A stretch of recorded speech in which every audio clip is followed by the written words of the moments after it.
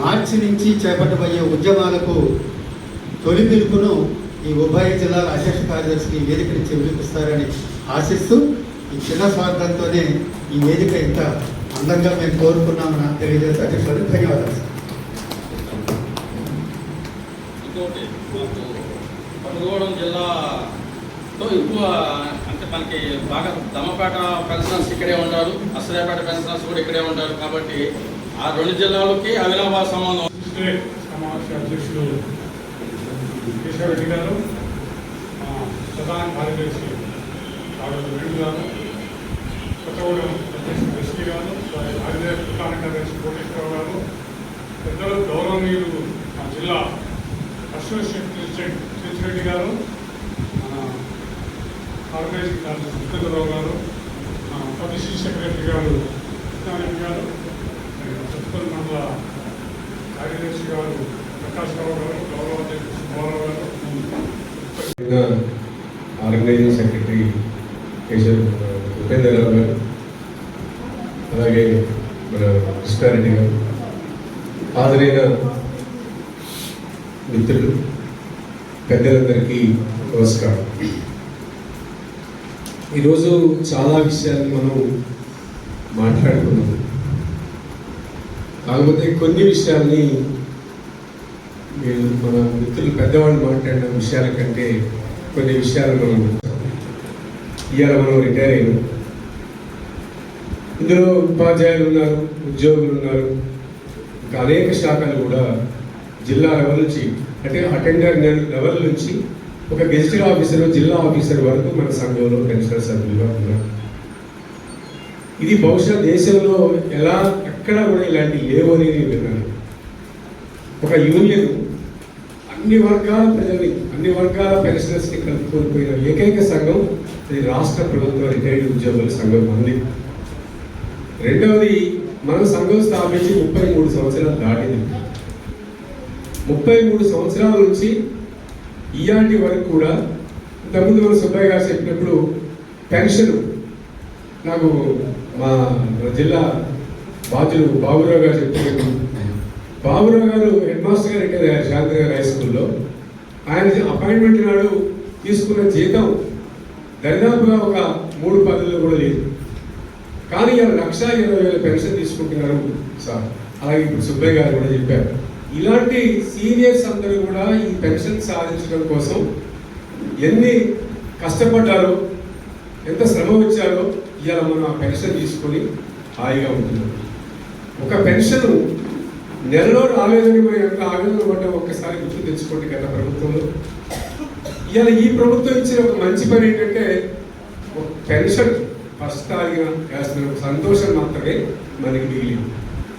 బాధలు ఉన్నాయి, ఇవన్నీ వేరే విషయం. కానీ ఫస్ట్ తారీఖు అనగానే నా పెన్షన్ నాకు వచ్చింది అనేటువంటిది చూసుకుంటున్నాం. కానీ అదే ఆ వ్యత్యాసం కనపడుతుంది. ఇక ఇంకొక విషయం ఏంటంటే ప్రధాన ఉద్యోగ సంఘాలు మనందరం గుర్తుంచుకోవాలి. మనందరం కూడా ఇక్కడ కూర్చున్న వాళ్ళు అనేక ఉద్యోగ సంఘాల నాయకులుగా పనిచేస్తాం. ఎక్కడ ఇలాంటి క్రియేషన్ ఉండదు.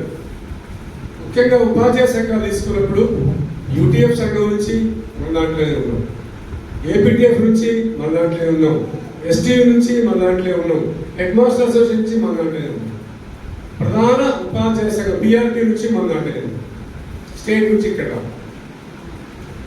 ప్రధాన ఉద్యోగ ఉపాధ్యాయ సంఘాలు ఉన్నాయి. ఇక మిగతా సంఘాలు రెవెన్యూ సంఘంలో రాష్ట్ర బాధ్యులుగా, జిల్లా బాధ్యులుగా అనేక సంవత్సరాలు పనిచేసిన సుబ్బయ్య గారు మన పక్కనే ఉన్నాడు. అలాగే ఆర్టీఐ డిపార్ట్మెంట్లో కృష్ణారెడ్డి గారు మన పక్కనే ఉన్నారు. అనేక మంది అటెండర్ సంఘం నుంచి వచ్చిన వాళ్ళు కూడా మన జిల్లా కార్యాలయంలో ఉన్నారు. ఒక ఆర్డీఓ, డిప్యూటీ కలెక్టర్ మన జిల్లా కార్యాలయం ఉన్నారు.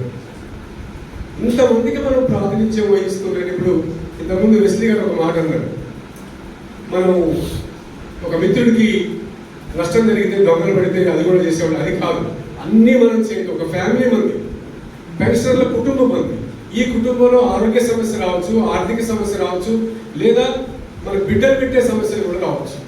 ఆ సమస్యలు కూడా మనం వేదికగా ఇలా పనిచేస్తాము, పని చేయాలి కూడా. అందుకే పెన్షనర్స్ వెల్ఫేర్ భవన్ కోసం మన గారిని కలిసి మనం దాన్ని సాధించడానికి ఇలా ఒక ప్లాన్ చేస్తాం. అంటే రేపు మన బిడ్డలు అమెరికా వెళ్ళిపోతున్న అందరూ కూడా ఇక్కడ మిగిలిన ఇద్దరే, ఆ ఇద్దరి కోసం ఒక వెల్ఫేర్ భవన్ ఉండాలనే ప్రాంతం రఘునాథపాలెం మండలంలో ఇప్పటికే సీనియర్ సిటిజన్స్ వాళ్ళకి 2 ఎకరాల స్థలం కూడా కేటాయించారు. దాంట్లో మనం ఒక రెసిడెంట్గా ఉంటే మొత్తం వాళ్ళే సదుపాయాలు చేస్తారు. దాని మెయింటెనెన్స్ మన సంఘం ఉంటుంది. దానికి కూడా మేము ఒక ప్లాన్ ఆఫ్ యాక్షన్ని ప్రారంభించాము. అది ఎందుకంటే మన కోసమే ఉంటుంది. మనకి మందులు కావాలన్నా, మనకి ఫుడ్ ఫెసిలిటీస్ కావాలన్నా, ఏ సదుపాయం కావాలన్నా ఆ వెల్ఫేర్ భవన్లే మన నియంత్రణలో నడపాలనే ఉద్దేశంతో ఇలా ఆ విషయాన్ని కూడా ఎమ్మెల్యే గారి దృష్టికి మనం తీసుకెళ్ళాం. దాన్ని కూడా సానుకూలం చేసి ఖచ్చితంగా ఇది సాధిస్తామని బహుశా ఆ మీద ఒక నమ్మకం అయితే పెట్టామని మాకు కూడా నమ్మకం ఉంది. ఆ వైపు మనం పనిచేయడం కోసమే మన పెన్షన్స్ అనగానే మనకు చేత కాదు, మనం ఏమీ చేయలేము అని అనుకోవద్దు అనే విషయాన్ని ఫస్ట్గా ఉంచుకోవాలి. ముందు దీనికంటే సీనియర్లు చూడండి, నేను హైదరాబాద్ వెళితే సుబ్బయ్య గారికి వెళ్ళినప్పుడు 84 సంవత్సరాలు ఆయన హనుమకొండ జిల్లాకు అధ్యక్షుడిగా ఉన్నాడు. 83 సంవత్సరాలు ఆయన ఎంత స్పష్టంగా ఎంత గట్టిగా మాట్లాడుతున్నారంటే ఈ విషయాల పట్ల అంత గట్టిగా మాట్లాడుతున్నాడు. బహుశా ఇప్పుడు 84 వాళ్ళు ఎవరు ఉన్నారో నేను అనుకుంటాను. నేనే ఉన్నారు ఎవరంటే ఎవరు 84. Thank you sir. ఒక్కడున్నారు. కానీ ఆ 84 సంవత్సరాల పెన్షన్ మన సంఘానికి ఒక జిల్లా అధ్యక్షుడిగా ఉన్నాడు హనుమకొండ జిల్లా. అట్లా నిన్న 33 జిల్లాల నుంచి వచ్చాం. ఇలా ఏ సంఘానికి కూడా 33 జిల్లాల నుంచి శాఖలు కలిగి 1,50,000 మంది పెన్షన్ల సభ్యత్వమైన సంఘం ఈ రాష్ట్రంలో ఈ దేశంలో ఉండవు. కాబట్టి జాయింట్ యాక్షన్లో ఉంటాం కానీ ఒక సంఘంలో లేవు. దానికి మనం అందరం కూడా గర్వించాలి, మన బెనిఫిట్స్ కోసం కొట్టాలి. ఇంతకుముందు ఒక చిన్న చిన్న సంఘటనలు జరుగుతూ ఉన్నాయి. బహుశా మీ అందరి మెదడులో, ముఖ్యంగా సరోజిని గారి మెదడులో కూడా ఉంటుంది. ఏమిటంటే 2024 తర్వాత రిటైర్ అయిన వాళ్ళకి బెనిఫిట్స్ రావడం లేదు. పాపం ఉన్నారు మమ్మల్ని, మీకు కనపడితే మాట్లాడటం లేదు, ఏం చేయటం లేదు. మీరు ఈ ప్రభుత్వానికి అనుకూలంగా ఉన్నారు మీరని ఒకళ్ళు, మీరు ఏం చేయటం లేదు ఉద్యమాలు మీరు ఒకళ్ళు, పాపంగా ఉండేవాడు అసలు మాట్లాడడం వాళ్ళు కూడా ఈ ఆవేశంతో వాళ్ళు కొత్త సంఘం పెట్టుకున్నారు. ఆ సంఘం పేరు రేవాయిని పెట్టుకున్నారు, రిటైర్డ్ ఎంప్లాయీస్ వెల్ఫేర్ అసోసియేషన్ పెట్టుకున్నారు. ఎంతమంది వాళ్ళు మన జిల్లాలో 10 మంది, అట్లా 20 జిల్లాలో 15 జిల్లాలో కలిసి ఒక సంఘంగా పెట్టుకున్నారు. ఓకే, అది ఏమైనా ఎంతవరకు దాన్ని అంటే 10 మందిగా మనం విడిపోయి పరిష్కారం అయ్యే పరిస్థితి ఈ దేశంలో ఈ రాష్ట్రంలో ఉందా ఒకసారి మనం ఆలోచించండి. రెండవది, ఉపాధ్యాయులకి ఒక సమస్య వస్తే మీరు కూడా ఒక టెట్ లాంటి పరీక్ష మీరు మార్చుకోలేకపోయిన విషయం మన ముందే ఉంది. అంటే ఉద్యోగ సంఘాలు కూడా ఇవాళ ఏమి కొట్లాడలేని స్థితిలో ఉన్నాయి. కారణం ఏంటంటే ఒక నిర్వీర్యంగా కేంద్ర ప్రభుత్వం నుంచి రాష్ట్ర ప్రభుత్వం కూడా ఒక నిర్వీర్యమైన చర్యలు చేపడతాము. ఇది మనం అలర్ట్గా అర్థం చేసుకోవాలి. రాజకీయంగా మనందరం కూడా ఏదో ఒక ఆలోచన కలిగి ఉండొచ్చు, కానీ మన లక్ష్యం ఏంటంటే పెన్షనరీ వెల్ఫేరే. అది ఏ పార్టీ అధికారంలో కలిగింది, కానీ మన పెన్షనరీ వెల్ఫేర్ కనుక మనం ఆలోచిస్తే ఖచ్చితంగా వారి బెనిఫిట్ జరుగుతుంది. ఇటీవల 2025 మార్చి నుండి రిటైర్ అయినటువంటి పెన్షనర్కి ఇక భవిష్యత్తులో వచ్చేది కేవలం పెన్షనే. గుర్తుపెట్టుకోండి, మనం ఇవాళ 50,000, 60,000, 70,000, 1,00,000 వరకు తీసుకుంటున్నాం మన పెన్షన్. కానీ ఇక మన పెన్షన్ ఎంత అంటే ఇవాళ మనం ఏదైతే పెన్షన్ అంటే మార్చి నెల కంటే ముందు రిటైర్ అయిన ఉద్యోగులు పొందుతున్న పెన్షన్ ఏదైతే ఉందో అదే పెన్షన్ మాత్రమే మనం తీసుకోవాలి. No DA, no enhancement DA, no HRA. కేవలం ఆ పెన్షన్ తీసుకోవాలనే బిల్లుని పార్లమెంటు ఆమోదిస్తే లెఫ్ట్ పార్టీస్ కానీ మిగతా పార్టీలు కానీ వ్యతిరేకించి బాయ్కాట్ చేసే తప్ప దాన్ని మార్చుకోలేకపోయినాయి. అది అమల్లోకి వస్తుంది. కానీ లెఫ్ట్ పార్టీస్ వాళ్ళు బలంగా నిర్మలా సీతారామన్ గారు మన ఫైనాన్స్ మినిస్టర్ నిలదీస్తే ఆమె ఒక ప్రకటన చేసింది. ఏమిటంటే మీరు అడుగుతున్న దాంట్లో న్యాయం ఉంది, కానీ తీర్మానం అయింది, దాన్ని ఇప్పుడు ఇంప్లిమెంట్ చేయడం లేదు అని చెప్పారు. అంటే ఆ ప్రమాదం మేము ముందు తీసుకొస్తాం. ఎప్పుడైతే ఆ భారతీయ జనతా పార్టీకి అవసరమవుతుందో ఎన్నికల్లో ఎక్కడైతే ఏ రాష్ట్రంలో వస్తాయో ఆ రాష్ట్రంలో వచ్చినప్పుడు తప్పకుండా దీన్ని ఇంప్లిమెంట్ చేసి మళ్ళీ ఓట్లు గుంజుకోవడం కోసం, మళ్ళీ భయపెట్టడం కోసం చేసేటువంటి ఒక కుట్ర అనేటువంటి ఆల్రెడీ స్టార్ట్ అయింది. దాన్ని మనం నిరోధించాలంటే ఏం చేయాలి? ఇంతకుముందే మన కేశవరెడ్డి గారు రిపోర్ట్లో పిలిచాం, ఈ సత్తుపల్లి ఎస్టీఓ ప్రాంతంలో దాదాపు 900 మంది వరకు పెన్షనర్స్ ఉన్నారు అని. ఈ 900 మంది పెన్షన్లో మనం 100 మంది మనం ఇక్కడ హాజరైనాం. మిగతా పెన్షన్లకి చేరడం లేదు. ఎందుకంటే వాళ్ళందరూ కూడా ఫ్యామిలీ పెన్షన్స్ ఎక్కువ ఉంటారు. మీకు తెలుసు ఫ్యామిలీ పెన్షన్ అంటే ఇలా వాస్తవికంగా సమస్యలు ఎక్కువ ఎవరికి ఉన్నట్టు ఒక ఫ్యామిలీ పెన్షన్ ఉన్నాయి. వాళ్ళకి చాలా వరకు తెలియదు ఎంత డిఏ వస్తుంది, ఎంత మనం లాస్ అవుతాము, ఎంత డిఏ ఏరియాస్, ఎందుకంటే ఇన్స్టాల్మెంట్ బేస్ వస్తుంది. కానీ ఈ ఇన్స్టాల్మెంట్ ఏది కలుస్తుందో కూడా తెలియని స్థితి ఉంది. చివరికి లైఫ్ సర్టిఫికేట్ సబ్మిషన్ కూడా తెలుసుకోలేని పరిస్థితి వస్తుంది.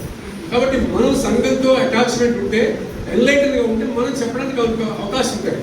అందుకనే ఈ ఆఫీస్ని ఒక లైవ్లీగా ఎన్లైట్మెంట్గా ఉంచగలిగితే మన ఆరోగ్యం నిలబడటం కోసం కానివ్వండి, మన ఈ బెనిఫిట్స్ పొందే దాంట్లో కానీ మనం పనిచేయడానికి అవకాశం ఉంటుంది.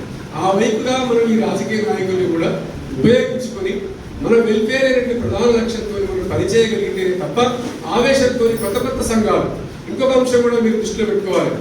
ఏ రాజకీయ నేపథ్యంతో ఏ సంఘం ఏర్పడ్డా అది తుది కంటే వెళ్ళదు. మనకి విభిన్న రాజకీయ ఆలోచన ఉన్నా కూడా మనం ఆ రాజకీయం వెళ్తలేదు. కానీ ఒక రాజకీయమే లక్ష్యంగా ఆ రాజకీయ పార్టీ ఆఫీస్నే ఒక పెన్షన్ ఆఫీస్గా ఏర్పాటు చేసుకునే సంఘానికి భవిష్యత్తు ఎలా ఉంటుందో ఒకసారి ఆలోచించండి. ఎందుకంటే తాత్కాలికంగా మీరు అనుకోవచ్చు, నేను అనుకున్నట్టు ఒక పార్టీ ఒక పెన్షన్ సంఘాన్ని ఏర్పాటు చేసింది కాబట్టి నేను దీంట్లో ఉంటే నాకు బెనిఫిట్ వస్తే అనుకోవచ్చు. కానీ ఇవాళ ఈ దేశంలో ఆ పరిస్థితి లేదు. అందరం కలిస్తేనే సాధించే పరిస్థితి తప్ప నేను ఇవాళ 2024 తర్వాత నేను ఏర్పడ్డా, లేదు నేను ఫలాని దాంట్లో ఉన్నా, లేదు ఇంకోటి అనేటువంటి విడపించిపోతే ఈ బెనిఫిట్స్ అన్నీ పోతాయి. ఇవాళ మనమే చూస్తూ ఉన్నాం కదా, ఇవాళ మీ పెన్షన్కి 1.5 సంవత్సరాలు కావస్తా ఉన్నా ఇంతవరకు పెన్షన్ బెనిఫిట్స్ ఇవ్వలేకపోతా ఉన్నాం, సాధించుకోలేకపోతా ఉన్నాం.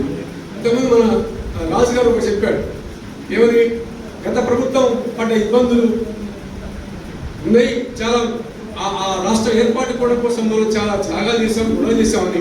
ఆ రాష్ట్రం ఏర్పడిన తర్వాత ఇవాళ మనం రిటైర్ అయిన మన బెనిఫిట్స్ కూడా మనం తీసుకోలేకపోతున్నాం కదా. మరి మనం రాష్ట్రం సాధించుకున్న తర్వాత మనం ఏదైతే ఇవాళ అధికారంలో ఉన్న పార్టీ ఏదైతే ఉందో ఆ పార్టీ అధికారంలో ఉన్న కారణం ఎవరు అసలు ఇవాళ ఉద్యోగ పెన్షనర్లే. ఇదందరికీ మనకి తెలుసు. మనం బహిరంగంగా ప్రకటించి ఈ రాష్ట్రంలో మీరు అధికారంలోకి వస్తేనే బాగుంటుంది. రేపటి నుంచి రేపు 25వ తారీఖు నుంచి రైతు భరోసా విడుదల చేస్తున్నారు. కాబట్టి రైతు భరోసా విడుదలైతే ఈ పెన్షన్ బెనిఫిట్స్ ఇంకా కొన్ని సంవత్సరాలకి విడుదల చేయలేని ప్రకటన కూడా ఇచ్చారు. అంటే ఇలాంటి అంటే మనం మౌనంగా ఉన్నంత కాలం ఖచ్చితంగా ఈ రాయితీలు కోల్పోవడానికి సిద్ధంగా ఉండాలి.